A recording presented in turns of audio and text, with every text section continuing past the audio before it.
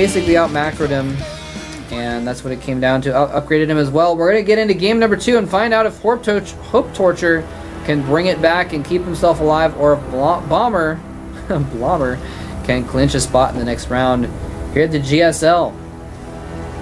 And here we have in the top right-hand corner of the map our Terran player, who is definitely the favorite in this series, but he has lost series in the past where he's been the favorite.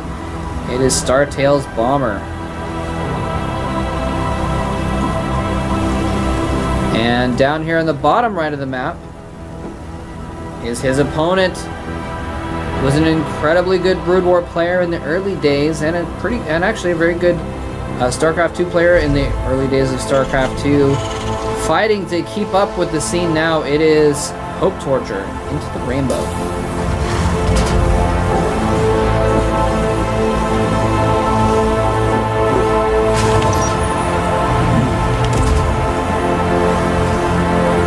Alright, and this is the map Calm Before the Storm, one of our new maps. GSL. And Bomber going in and putting down his depot. Both players actually putting their depots next to their mineral lines. They don't want to try and push out. You know, in other matchups you see Terran players will put their depots out here to block things off. And it's not very common in Terran versus Terran because Terran units are mostly ranged.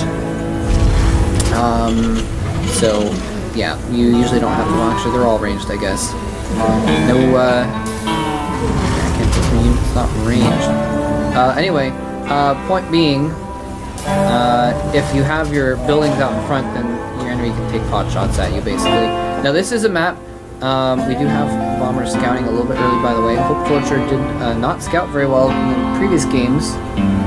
And Bomber was able to get an advantage from some good early scouting, although he is going to send his SCV the wrong direction. Of course, he got it wrong in a way that it's not going to end up well for him. Not that it was a bad decision, he just doesn't know where he is. But he's probably not going to be able to get any information here, basically. Both players doing pretty much the same build at this point, by the way. Anyway, this is a map where you actually have a ramp that goes down to a little backdoor expansion where there is...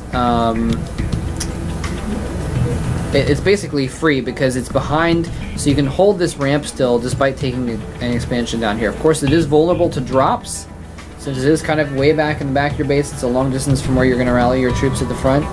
But it's really easy to hold as long as you defend it against drops. So it's really common to see people take that. Even actually, I wouldn't be surprised. I wouldn't have been surprised if someone did a, command center first build on this map. We do have a Reaper expand coming out from Hope Torture. He's rallying out that Reaper, and oops, there he is, rallied to the front. And so that's going to be good. He's going to be able to go in once he finds Bomber's base. Actually, he's still not scouting at all. Hope Torture doesn't even know what spawn location Bomber is in, actually. That's not good at all.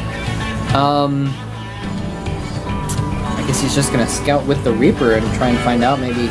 So that's a little bit odd to see Hope Torture not scouting at all. We're going to have this SCV try and get in and see if he can get past this Marine to get a scout in. And, oh, Hope Torture... Well, actually, he gets the kill on that SCV, but it's because of this Reaper. I don't know if Bomber was paying attention to that or not. At the time, he might have noticed that it was a Reaper shot that killed his SCV if he was watching. Otherwise, he might not know what exactly killed it. But this is actually apparently defensive Reaper. And Hope Torture still has no idea what spawn position Bomber is in. I gotta feel like that's a little bit of a mistake here. Not at least knowing where Bomber is, so he can at least, scan and find out what tech he's up to or something like that. Because he could get caught by anything. He could get really caught off guard. There's going to be Banshees coming out here before too long. He is going to be able to put out a lot of Marines, though, with these 3 barracks. Producing a lot of Marines, getting that stim upgrade as well. There's that Reaper finally going out to scout. And I guess he's going to pick the right direction to scout this time.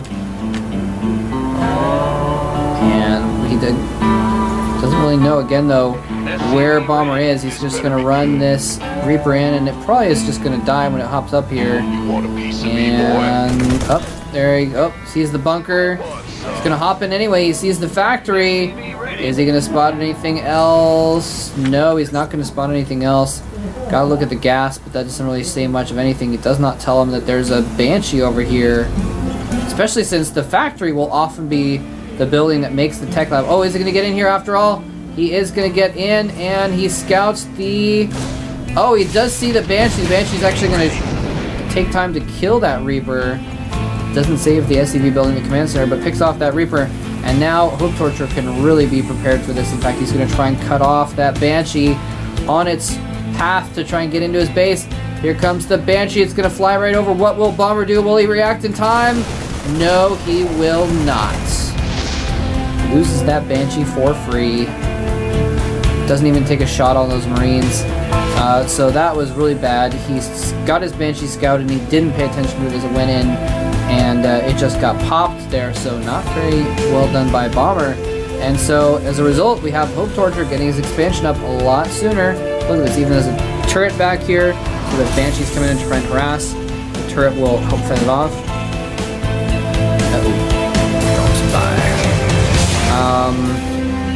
Yeah, so Bomber's actually getting behind in this game. He's going to have his expansion up before too long as well, but it's going to be up much later. And yeah, so he's falling behind an SCV count as well. Hope Torture able to make double SCVs. Here comes another Banshee though, trying to do some damage. He's able to pull back, but there's so many Marines there. Oh, and he was within range of, oh, snaps that Banshee out of there as well. I think it only got 1 or 2 SCV kills. Beautifully played by Hope Torture there. He was actually able to, the reason why the Marines were firing when they were right here is this turret actually has a little bit larger vision range than its attack range. So it can only attack out to here, and it can actually see farther, so the Marines were able to get some shots on it. And then using the scan to polish it off, very smart move. So Hope Torture just going for massive amounts of Marines here, basically. And he's going to probably start adding on siege tanks and medevacs, and just go for a very standard Marine tank army push. Bomber has another Banshee on the map somewhere. I do not see where. Oh, there it is. There it is. Going in to try and get some more kills. Does he have a scan save up? He does have a scan, as well as that turret there. That is so many Marines. He does have stim as well. Oh, forces the stim on some of those Marines. And forces the scan and gets away with the Banshee with 11 hit points left. So nicely done by Bomber there with that second Banshee. Doing a little bit of damage, but again, Hope Torture's still pretty far ahead. Still with a better economy at 48 Harvesters to 38. A little bit of a drop coming out from Hope Torture here, and Bomber actually just finished his turrets. So he's going to be okay against the medevacs, but there's a nice little gap here, and that's exactly where Hope Torture is going to drop.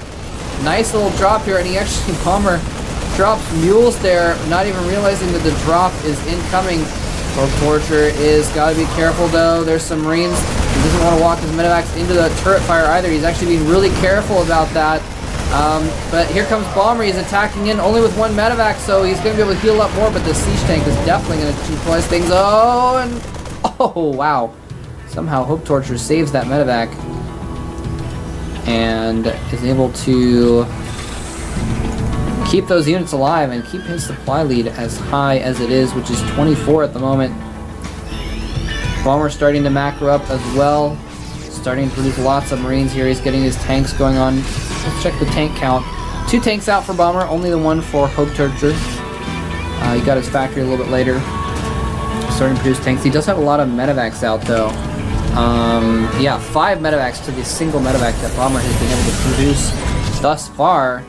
And he actually even only doesn't even have a reactor on the starport, although that might be what this reactor is for that starport. We're going to find out at some point. Well, we'll see. Anyway, so Bomber dropping his mules over here, getting his economy going, just trying to macro things back up. This time Hope Torture is the one with the better upgrades. He actually has 2 Qs starting already on his bio, and he's actually going for a little bit of an attack. He could catch Bomber with only +1 weapons and no combat shields. Nope, but this Banshee's going to draw him back a little bit, and that would have been a really good time to attack, but it's not going to happen after all. Not at the right timing, at least. He still does have combat shields, though, which is going to give him an advantage, but you just cannot attack up a ramp into siege tanks with just Marines. He could, of course, siege up on the low ground. Actually, no, siege tech just beginning for Hope Torture, so he can't siege up on the low ground. Just putting a little pressure on there, seeing what you can see, and seeing if Bomber had taken this expansion base, then he would have been able to attack it. So Goes over there, finds that he did not take that expansion, forced to fall back. Bomber now moving out on the map as well, leading with a single Marine, just trying to see what's going on, doesn't want to get caught running into a siege tank line that's sieged up or anything like that. He doesn't know that what we do. Oh no, no! Whoa! Almost flies his medevacs into siege tank fire, or into Marine fire, and he's actually not turning around. This is horrible. Hope Torture losing his medevacs. He finally does turn, but he doesn't have siege tech yet. He needs siege mode. If he fights without siege mode, it's going to be a horrible disadvantage. And so he's just trying to stall a little bit longer. He did lose 2 medevacs, but he kept 3 of them, so he's still okay in that regard. And this is also, he's trying to buy time for this 2-2-1. Once he gets 2-2-1, meaning +2 armor, +2 weapons for his Marines, and +1 attack for his tanks, he'll have a major upgrade advantage. And here comes Bomber, though, not giving him that time. Hope Torture is sieged up already, though, and Bomber has forced to fall back. Hope Torture throwing a lot of Marines in there. His siege tanks within range to do major damage. And Alliance, basically an even trade there. Bomber attacking at just the perfect moment. Hope Torture forced to engage just before 1-1 was completed. If 1-1 had been completed, then Hope Torture would have taken that battle by a much larger margin. But he is in good position to take the second game at this point. Well, he's still a lot of pressure on him. And, oh, look at this. Oh, nice. Moving in there just outside of range, getting a pot shot on that enemy tank. Bomber forced back. Again, 3 weapons and armor is now on the way for Hope Torture. He must have looked at that last game and been like, man, I really got out upgraded there. I'm going to try and make sure I stay on top of my upgrades this game. And he is doing a good job of that.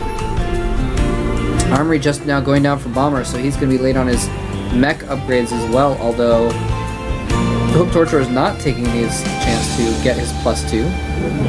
Where's that Armory? Armory's just chilling. Uh-oh, we might have another big battle here, though, at the Zelnaga Tower in the middle. Vision advantage goes to Bomber as he has control of that tower, but he's actually lost control of that. Hope Torture needs to be very careful. All of his Marines are, I believe, on hold position. Yes, they are, to make sure they don't run in to the tank fire, which is so very close to their position. Needs to be very careful here. And Hope Torture thinks, all right, this is a risky situation. It's a small choke point. I don't want to get caught here. I'm just going to fall back, go around the other way. Very smart move. Bomber does have a couple Marines over here to spot this army incoming, though. Is he going to unsiege and move positions? He's going to unsiege and move. And interestingly enough, Hope Torture, wow, Bomber thinks his army's coming through here, and Hope Torture is going to go back around the other way. Nope, just going to take up full position there. Never mind. So, very interesting play here. Now, Bomber does have his third up as well as Hope Torture. Both of them have their third bases going. Hope Torture has the gas at his third, though. So he's going to be able to produce more of those high-tech units, more of the tanks, more of the medevacs, because he's going to have more gas income there. And here comes a large stim from Hope Torture, though. He might just stim into tank fire. This could be turn things around for Bomber. And looks like Hope Torture is going to take the battle anyway. I'm a little surprised he didn't wait for 3-3. Because that would have made it an even more decisive battle. Now Hope Torture needs to make sure he does not get overextended here. He has a lot of siege tanks, but he doesn't have a lot of Marines to back them up.